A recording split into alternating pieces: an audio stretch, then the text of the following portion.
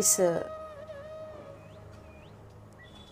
स्वप्न के बाद जब इस स्वप्न का व्याख्या जब राधा रानी सुनी, तब राधा रानी और फिर उसको कन्फर्म करके बोली कि हाँ, अगर ये बात है कि अगर आप तय कर चुके कि आप, क्योंकि मेरी तो ये इच्छा नहीं है, लेकिन खैर आप बोल रहे हो कि आपको भक्ति का प्रकट करना है हमारे संतानों के लिए, हमारे बच्चों के लिए, तो मैं तो ना नहीं बोल सकती। तो लेकिन इस बार मैं अलग से नहीं आऊँगी, मैं आप ही के शरीर में विराजूंगी। और इसीलिए गौरांग रूप और लीला की माधुरी ऐसी है। श्री चैतन्य महाप्रभु के लीला में हम देख पाते हैं कि जगह जगह पर वो समझ ही नहीं पा रहे कि मैं कृष्ण हूँ या मैं राधा हूँ। कभी कभी उनका कृष्ण भाव हो रहा है, और कृष्ण भाव जब हो रहा है तो राधे राधे राधे करके एकदम पागल, एकदम दीवाना। और जब उनका राधे भाव हो रहा है तब कृष्ण कृष्ण कृष्ण करके पागल। जैसे राम राघव राम राघव राम राघव रक्षमां कृष्ण केशव कृष्ण केशव। ये श्री चैतन्य महाप्रभु जब राधा रानी के भाव में आते थे, स्वयं को जब राधा रानी मतलब वो अपने अंदर जब डुबकी लगाते थे, तो वहाँ वो अपने आप को देख रहे कि मैं राधा हूँ, तो तब कृष्ण भाव में आके वो ये हमेशा गाया करता था। और खास करके एक जो बहुत विख्यात है, कृष्ण कृष्ण कृष्ण कृष्ण कृष्ण कृष्ण कृष्ण हे कृष्ण कृष्ण कृष्ण कृष्ण कृष्ण कृष्ण कृष्ण हे कृष्ण कृष्ण कृष्ण कृष्ण कृष्ण कृष्ण कृष्ण हे कृष्ण कृष्ण कृष्ण कृष्ण कृष्ण कृष्ण कृष्ण हे। ये कृष्ण कृष्ण कृष्ण कृष्ण कृष्ण कृष्ण कृष्ण हे, ये चैतन्य महाप्रभु का एकदम स्वयं मुख निश्रित शब्द है, उनका मुख निश्रित शब्द है ये जब भी राधा रानी के भाव में जब वो आते थे तब वो ये गाते थे, और जब कृष्ण भाव में आते थे तब क्या गाते थे? श्री राधे राधे राधे राधे राधे राधे राधे राधे राधे राधे राधे राधे राधे राधे राधे श्री राधे राधे राधे राधे श्री राधे राधे राधे। इसीलिए चैतन्य महाप्रभु का विशेषता ये है, खासियत ये है। और इसीलिए जब चैतन्य महाप्रभु को कोई जान जाए, कोई समझ जाए, तो व्रज लीला में वो इतना डूब जाते हैं कि राधा कृष्ण यहाँ तो अलग अलग है, लेकिन चैतन्य महाप्रभु में ही राधा कृष्ण दोनों मिल जाते हैं। तो गौरांग बोलने से राधा कृष्ण दोनों नाम का नाम जप करने का फल होता है। जैसे आप राधा राधा बोलो, उसका तो अनंत फल है, लेकिन गौरांग अगर आप गौर हरि या गौरांग अगर ये नाम आप जपो, तो इसमें आपको श्री राधा रानी और श्री कृष्ण दोनों का कृपा मिलता है। और क्या मिलता है जो हम लोगों को नहीं मिलना चाहिए? हम इस कलियुग के जो जीव है, पता नहीं कितना कितना पाप उठाए हैं, जो इस कली काल में हमको आना पड़ा है प्रारब्ध काटने के लिए। हम योग्य नहीं है, लेकिन हमारे लिए वो क्या दे रहे? सिर्फ ये नहीं बोल रहे कि तुम कृष्ण नाम करो, हरे कृष्ण नाम करो, मतलब राधे कृष्ण नाम करो, जुगल। और जहां जुगल आ रहे वहां क्या आ रहे? भक्ति श्रीयाम, वही व्रज की भक्ति। तो इतना करुणामय जो स्वरूप है गौरांग, वो जो मतलब हम लोग जो मतलब चिंतन भी नहीं कर पाते, हमारे सोच से बाहर, जिसका योग्य हम नहीं है, उसका योग्य हमको बनाकर, हमारे सारे पाप को मिटाकर, उस व्रज रस का अधिकार, उस व्रज प्रेम का अधिकार, उस व्रज भक्ति का अधिकार श्री गौरांग महाप्रभु हम लोगों को प्रदान करते हैं। और इसी कारण इनका आविर्भाव हुआ। जब चैतन्य महाप्रभु फाल्गुन माह की पूर्णिमा तिथि में जब इनका आविर्भाव हुआ, तब उस समय चंद्र ग्रहण का काल चल रहा था। चारों ओर बंगाल में हरिनाम संकीर्तन हो रहा था। सब हरे कृष्ण नाम ले रहे थे। और इधर हमारे सीतानाथ प्रभु मतलब अद्वैत आचार्य प्रभु, कुछ दिन पहले ही मैं अद्वैत आचार्य प्रभु के ऊपर बताई हूँ आपको, जो 12 वर्ष से तपस्या कर रहा था, उनके तो एकदम लड्डू फूट रहे मन के अंदर कि प्रभु आने वाले हैं, साक्षात गोलोक बिहारी आने वाले हैं, और वो भी राधा रानी के साथ। हम तो गोलोक बिहारी को बुलाए और ये क्या हो गया, ये तो राधा रानी के साथ आ रहे, क्योंकि आविर्भाव से पूर्व अपने अपने परिकरों को स्वप्न प्रदान कर चुके। महाराज देखिए, महाविष्णु अवतार अद्वैत आचार्य प्रभु इनको स्वप्न प्रदान कर दिए कि मैं आ रहा हूँ, इसी रूप में आ रहा हूँ। श्रीवास गोस्वामी ठाकुर जो नारद जी का अवतार है, जिनके आंगन में महाप्रभु मतलब जिसके आंगन से महाप्रभु संकीर्तन का प्रचार करने वाला है, वो नवद्वीपवासी पंडित श्रीवास पंडित ठाकुर नारद जी का अवतार, उनको बोल दिए कि देखो इसी रूप में आऊंगा। तो सबके पास समाचार पहुंचा दिए। सची माँ तो न जाने कितने बार जुगल दर्शन कर चुके, जगन्नाथ मिश्र जुगल कर चुके। अच्छा, चैतन्य महाप्रभु के नाना जी उस समय के बहुत बड़ा पंडित था, नीलांबर चक्रवर्ती जी। देखो ब्राह्मण परिवार है पूरा, तो सची माँ की ओर से भी ब्राह्मण परिवार, इधर ब्राह्मण परिवार। भगवान इस सारे विषय में बहुत पक्के होते हैं, इधर उधर नहीं आते हैं, देख देख के ब्राह्मण परिवार में आते हैं। और ये जो सची माँ है, ये कौन है और कौन? माता यशोदा की अवतार, और जगन्नाथ मिश्र साक्षात नंद बाबा की अवतार। और स्वप्न में बीच बीच में उन लोगों को ये सब दिखाई पड़ता था कि वो लोग क्या थे द्वापर काल में, लेकिन माया की प्रभाव से उनको फिर भगवान इसको भुला देते थे, नहीं तो लीला तो नहीं होगी ना।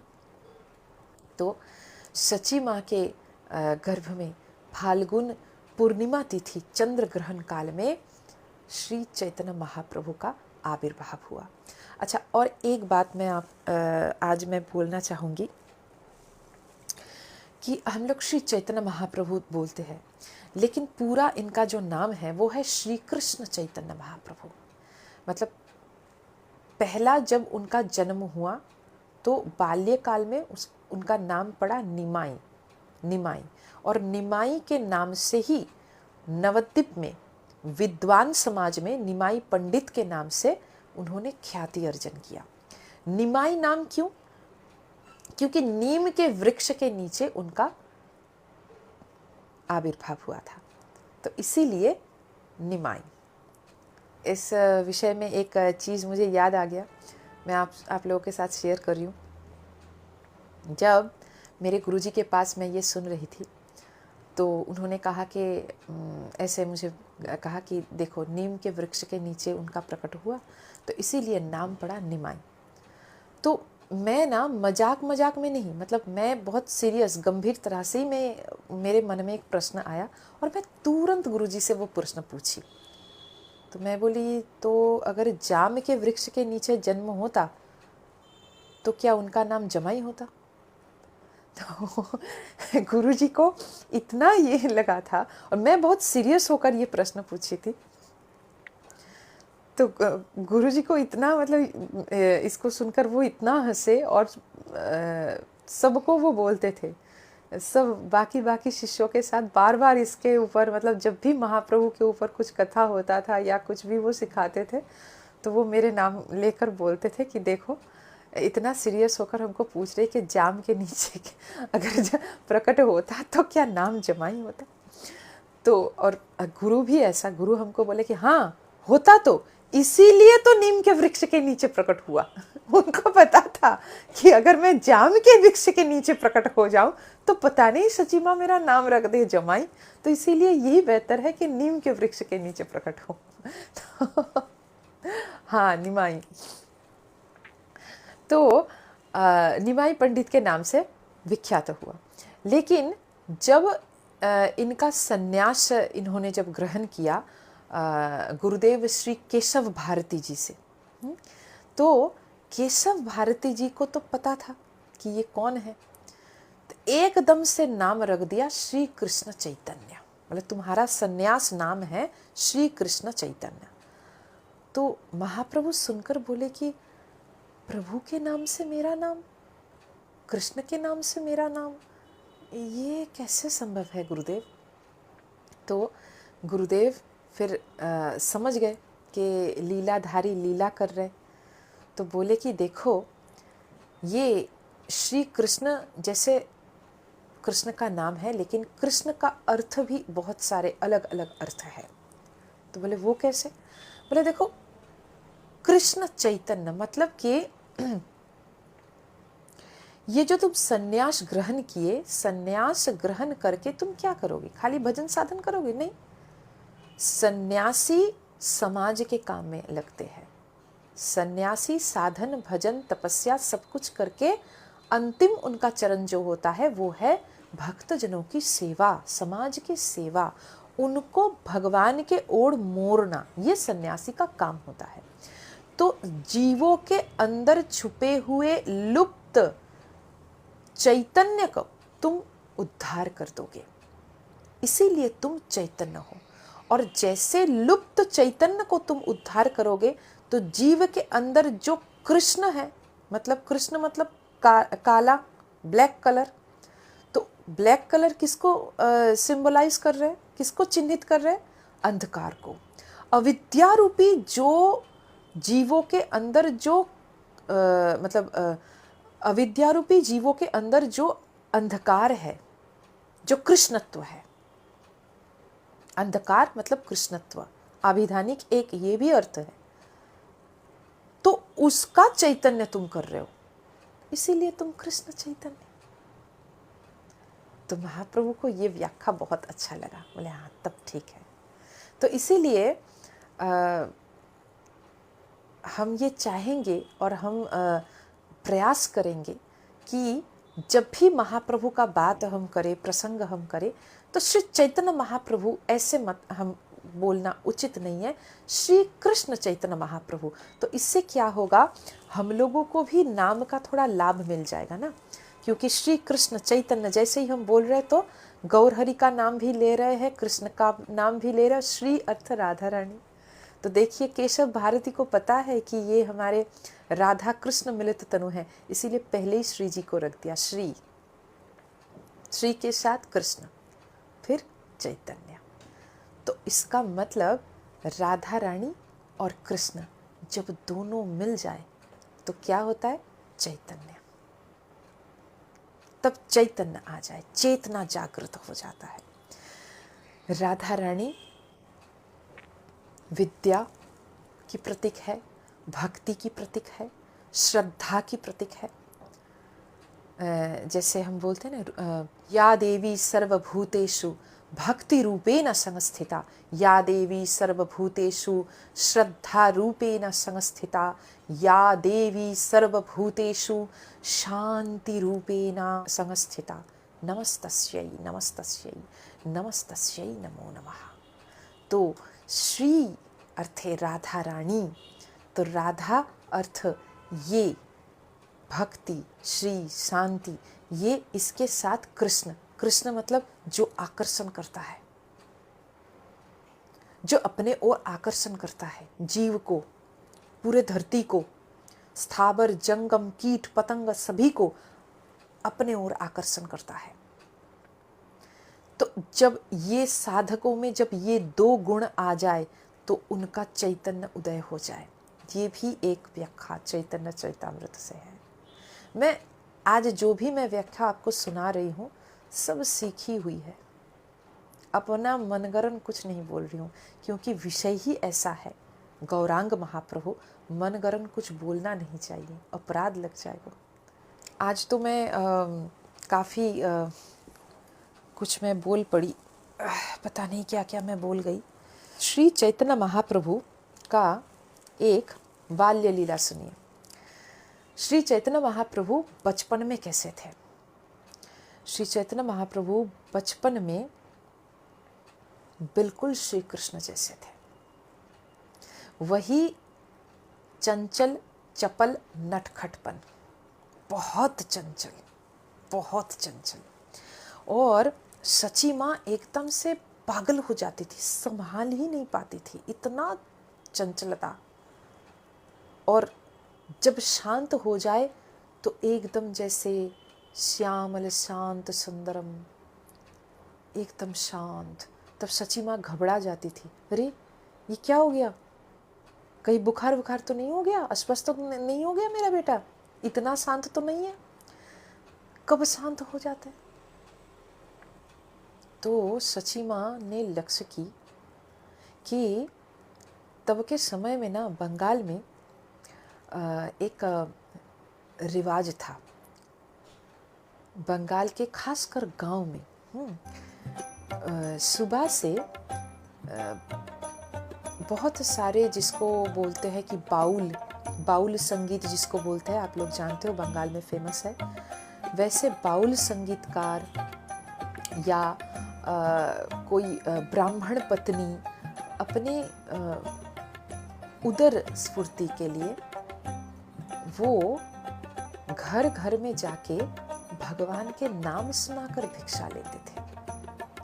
और कई कई ऐसे सन्यासिनी भी होती थी। तो ऐसे एक बहुत भक्तिमयी एक ब्राह्मणी, और बहुत मधुर उनकी आवाज थी, और वो ठीक जगन्नाथ मिश्र के घर के सामने बैठकर संगीत, मतलब बाउल संगीत गाती थी, कभी कभी कीर्तन भी गाती थी, वैष्णव पद कीर्तन बंगाली भाषा में।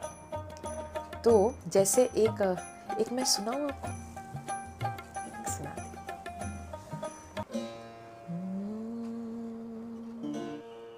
गौरांग बोलिते हबे पुलक शरीर,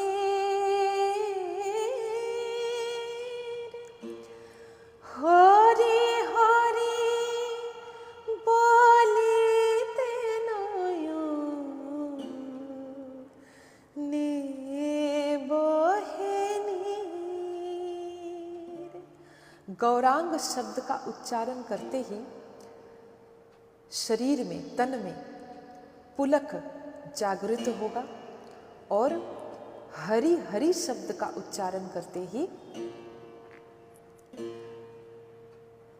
आंख, मतलब नयन आंसुओं से, अश्रु से भर जाएगा। ऐसे भाव मेरा कब आएगा, यही अर्थ है गाने का, पद का, सॉरी। गौरांग बोलिते हबे पुलक शरीर, हरि हरि बोलिते नयन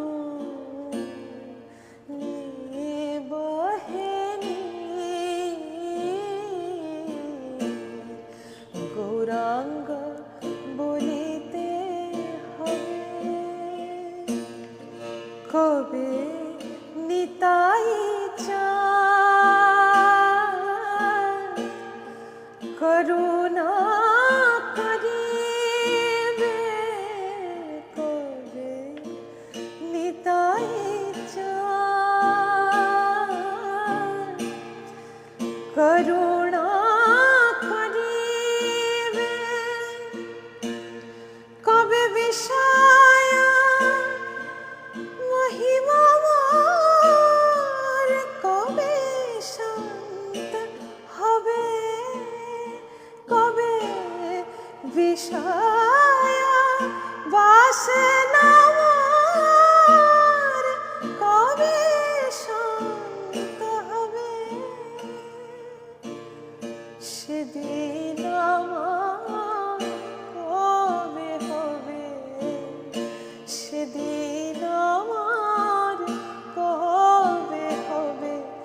যেদিন গৌর বলতে গৌর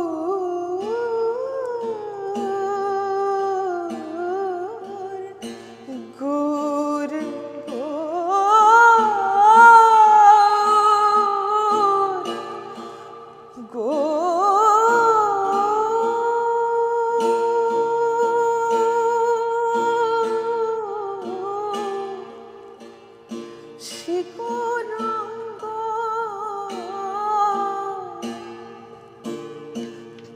যেদিন গৌর বলতে পুলক হবে সেদিন আমার কবে হবে গৌরাঙ্গ বলিতে হবে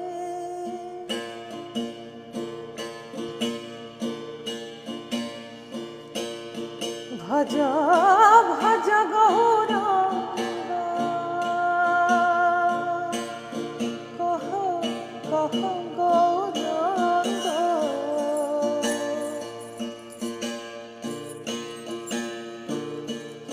ভজ ভজ গৌরাঙ্গ কহ গৌরাঙ্গ লহ গৌরাঙ্গে নাম রে ভজ গৌরাঙ্গ কহ গৌরাঙ্গ লহ গৌরাঙ্গের নাম রে যে জানা গৌরাঙ্গ ভজে সে